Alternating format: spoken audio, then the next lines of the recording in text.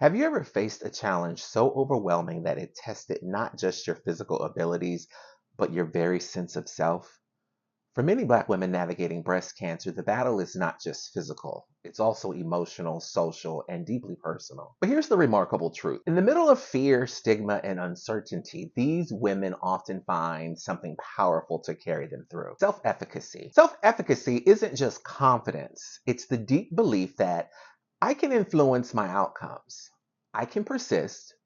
I can find a way. The data proves it matters. Women with higher self-efficacy are more likely to adopt healthier behaviors, stay engaged in treatment, and even reshape their self-perception.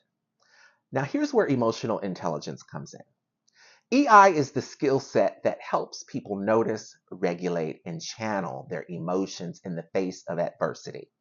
In this context, self-awareness allows women to recognize fear or doubt without being consumed by it. Self-regulation helps them pause, manage the emotional storm of diagnosis, and make the intentional treatment decisions instead of reactive ones. Self-regard reinforces the message that I am worthy of care, worthy of survival, and capable of fighting for my health. Empathy and social skills open the door to support networks, family, friends, and healthcare providers that turn isolation into a sense of community. So when we talk about self-efficacy in these women's stories, it's not just belief in a vacuum. It's belief powered and sustained by emotional intelligence. Today, in this bonus episode, we're diving into what the research tells us about self-efficacy, resilience, and determination through the lived experiences of Black women with breast cancer. And as leaders, whether in healthcare, workplaces, or our own communities, these lessons about belief, persistence, and self-trust have everything to teach us. Self-efficacy is more than belief. It's fuel for resilience. Emotional intelligence doesn't eliminate the fear, the stigma, or the barriers. It equips us to face them differently. It transforms raw emotion into clarity, isolation into connection, and setbacks into opportunities for growth. For leaders, this mirrors the moments when we must face disruption, injustice, or uncertainty while holding on to our ability to influence outcomes with steadiness and integrity. Let's start with the numbers. In the study, higher self-efficacy was statistically linked to positive health behaviors. For every increase in self-efficacy, there was a measurable rise in healthy actions like exercise, nutrition, and treatment adherence. That's not just theory, that's proof. But the story doesn't stop at the data. The survey and interviews revealed that self-efficacy showed up in everyday choices. Women described confidence in treatment decisions like choosing hospitals or treatment plans and doing their own research before saying yes to a doctor. Others shared how their self-belief fueled lifestyle changes, committing to exercise, balanced eating, and wellness practices, even when it wasn't easy. And many highlighted the way self-efficacy shaped resilience, facing side effects, stigma, or setbacks, but refusing to give up. In short, self-efficacy wasn't just an abstract idea. It was survival in action. Confidence is not bravado. It's everyday choices fueled by belief. Let's examine some real-life examples of how emotional intelligence enhances self-efficacy. Here's how. Self-awareness is what allows women to recognize their internal state, fear, hesitation, or uncertainty, and still choose an empowered response. Instead of defaulting to, I don't know enough, they lean on their awareness to say, I need to ask more questions, or I want another opinion. Leaders take the same lesson. Awareness of doubt doesn't mean paralysis. It means pausing long enough to make intentional, informed decisions. Reality testing is a core EI competency. It grounds these choices in facts instead of assumptions. So when women spend hours reading journals, consulting specialists, or seeking second opinions, they're practicing reality testing. They aren't blindly accepting or rejecting medical advice.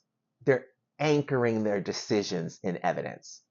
For leaders, this is the difference between reacting to workplace rumors and grounding decisions in data, performance metrics, and trusted counsel. Self-regulation shows up when lifestyle changes get hard. It takes restraint and discipline to maintain new habits like diet and exercise while dealing with illness. Leaders experience a parallel when they must manage their impulses in stressful environments, choosing steadiness over reactivity, long-term growth over short relief. Motivation fuels the persistence to keep going despite having setbacks. It's not the absence of obstacles, but the determination to stay the course even when results feel far away. That internal drive, one of EI's pillars, turns belief into consistent behavior.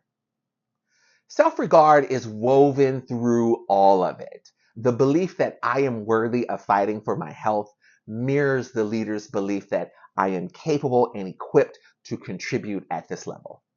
Without self-regard, no amount of information or support can sustain long-term resilience.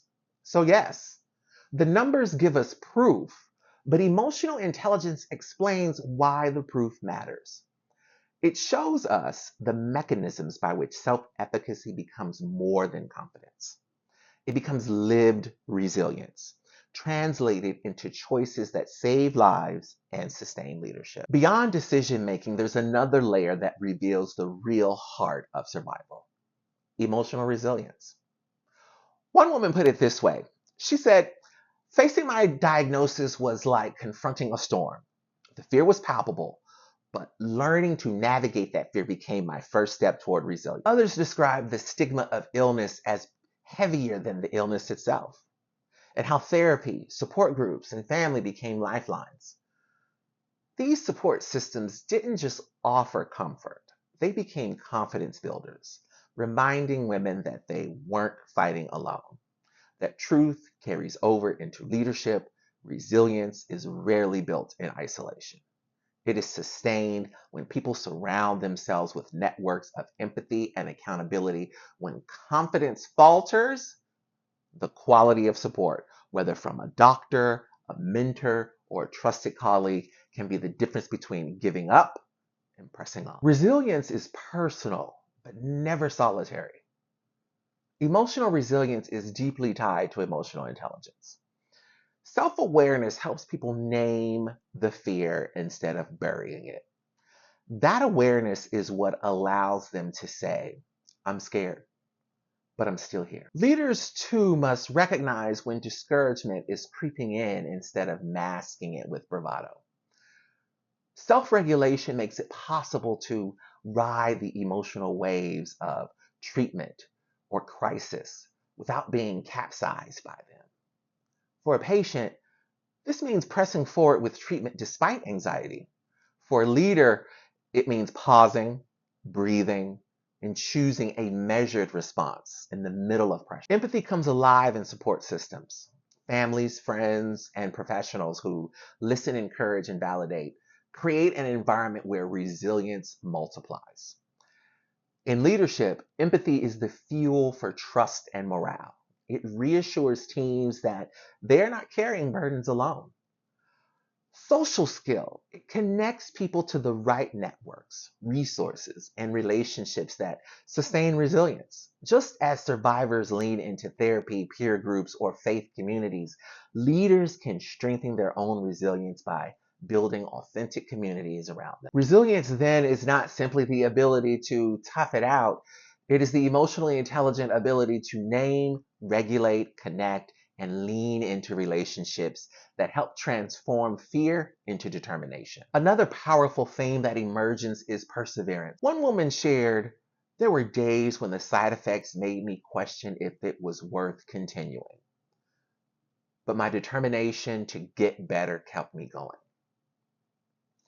This perseverance wasn't just about finishing a treatment cycle. It was about a long-term commitment to health. For many, it meant adopting new habits, reshaping routines, and viewing wellness not as a destination, but as a continuous journey. And here's the striking piece. Treatment outcomes reshape self-perception. Successful outcomes reinforced confidence. Women began to see themselves not only as survivors, but as warriors. And even when outcomes were difficult or painful, the process of adapting to challenges built endurance, resourcefulness, and a stronger sense of identity. Perseverance is the medicine that strengthens belief. Perseverance is where emotional intelligence becomes a sustaining force. Motivation is the internal drive that keeps people going when external circumstances feel impossible. It is what transforms "I'm exhausted" into "but I will still take the next step." In leadership, this EI competency is the difference between quitting in discouragement and finding a renewed sense of purpose. Self-regulation gives discipline to perseverance. It's the daily decision to keep exercising, keep working, or keep showing up when emotions push towards giving up. For leaders, this looks like showing up to the meeting, delivering on promises, and keeping composure when under pressure. Self-regard allows individuals to see themselves as worthy of the struggle. Without self-regard, it's easy to give up, believing the pain or effort isn't worth it. With it, every challenge becomes a reaffirmation of dignity and value. Leaders who hold this competency can separate personal worth from temporary setbacks, which allows them to persist without crumbling under pressure. Reality testing also plays a role. Perseverance isn't blind stubbornness. It's the clarity to assess setbacks honestly and still say, yes, this is hard, and yes, it's still worth it. Ultimately, perseverance and determination are not just about survival. They are about redefining the self, from patient to warrior, from struggler to overcomer, from someone merely enduring life to someone actively shaping it. In leadership, the same holds true. Persistence through hardship doesn't just get you to the finish line. It reshapes who you are as a leader, building credibility and inspiring those who watch you lead. So what can leaders, caregivers, and even patients take from this? Here are today's change moves, real, tangible steps to grow self-efficacy and resilience through the lens of emotional intelligence. Number one, ask better questions. Just like the women who ask their doctors tough questions, leaders must ask, seek, and research before making decisions. Asking questions creates clarity and prevents decisions based on fear or incomplete information. This practice is anchored in self-awareness and reality testing. Self-awareness helps you recognize when doubt or fear is influencing your choices. Reality testing ensures you ground those choices in facts, evidence, and lived reality, not assumptions. In leadership, asking better questions is the difference between reactionary decisions and steady, informed action. Number two, build a support network. Resilience multiplies when supported. These women leaned on family, friends, and therapists, doctors, leaders. Two, we need to create environments where no one fights alone, whether in healthcare journeys or workplace projects. This is about empathy and social skill. Empathy tunes us into the needs of others and allows us to give meaningful support. Social skill builds the networks that make resilience possible, finding allies, mentors, and peers who strengthen us when our own confidence wavers. For leaders, building a support network is not weakness, it's wisdom. Number three, redefine setbacks. See challenges not as roadblocks, but as opportunities to deepen confidence and adaptability. In the study, women who face side effects or treatment delays reframe them as opportunities to prove their endurance. Leaders can do the same with failures, reframing them as growth rather than defeat. This practice highlights self-regulation. It takes discipline to pause and reframe a setback instead of spiraling into negativity. Leaders who regulate their emotions model steadiness for their teams, showing that setbacks don't define the outcome. They refine the process. Number 4, anchor in daily choices. Confidence grows in the small daily commitments that are honored consistently. From sticking with the diet to finishing a workout, women built belief in themselves by proving they could follow through. For leaders anchoring in small promises, like preparing for a meeting or acknowledging a team member, this creates a track record of reliability that strengthens self-trust. This draws from motivation and self-regard. Motivation fuels the consistency needed to keep daily commitments. Self-regard reminds us that we are worthy of the effort, that every small step matters because our lives and our leadership matter. Over time, these repeated acts build what I call a confidence bank account. See, leaders can draw on the confidence bank account when challenges feel overwhelming. Number 5, celebrate endurance. Too often we only celebrate results, remission, promotions, completed projects, but endurance itself is success. Choosing to persist day after day is a victory worth naming. When we celebrate endurance, we enforce the belief that persistence is powerful even before the final outcome is achieved. This ties to self-awareness and empathy. Self-awareness helps you see your own endurance and honor it, instead of dismissing it as just what I had to do. Empathy allows leaders to recognize and affirm the perseverance of others, creating cultures where resilience is noticed and valued. Celebrating endurance strengthens both individual confidence and collective morale. Change isn't just about results. It's about resilience practiced daily. So here's the truth. The stories of Black women navigating breast cancer show us that self-efficacy is not a luxury. It's a lifeline. It shapes critical decisions, fuels resilience, and transforms self-perception, even in the hardest seasons of life. And for leaders, these lessons apply everywhere: boardrooms, classrooms, hospital corridors, and family tables. Because whether we're navigating illness, injustice, or the everyday weight of responsibility, the belief that I can do this is where resilience begins. Self-efficacy is confidence with endurance. But here's the deeper layer. Emotional intelligence is the engine that keeps self-efficacy alive. Self-awareness allows us to notice when doubt is creeping in and prevents it from becoming the silent driver of our choices. Self-regulation steadies us when emotions are high, creating the pause between panic and purposeful action. Reality testing keeps us grounded in facts, separating fear from truth so we can move forward with clarity. Motivation sustains us when results are slow and setbacks come hard, reminding us why the struggle matters. Self-regard whispers that we are worthy of the fight, worthy of the effort, and capable of rising again.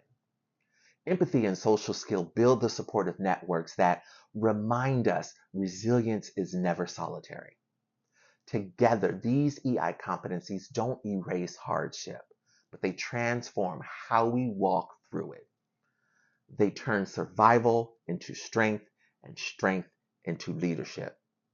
So as you step back into your world, whether as a patient, a caregiver, or a leader, remember that confidence is not bravado. It's not pretending you have it all figured out. It's trusting yourself to handle what comes, one choice, one promise, one act of perseverance at a time. If today's episode resonated with you, share it with someone who needs a reminder of their strength. And don't forget, you can subscribe to Leadership Lessons with Dr. Fredrick Lee II on Apple Podcasts, Spotify, Amazon Music, or directly at leadershiplessons.transistor.fm.